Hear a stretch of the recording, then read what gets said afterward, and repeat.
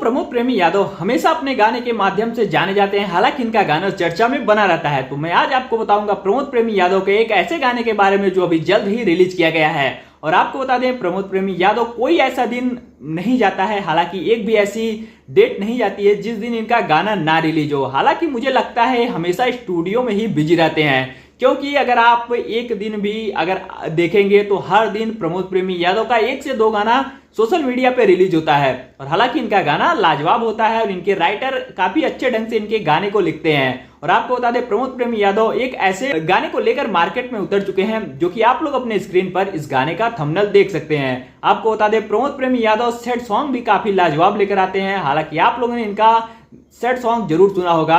और आपको बता दें, प्रमोद प्रेमी यादव जो भी गाना लेकर आते हैं, इनके फैंस काफी ज्यादा इनके गाने को पसंद करते हैं। और अगर इनके फैन फॉलोइंग की बात की जाए तो काफी जबरदस्त फैन फॉलोइंग है।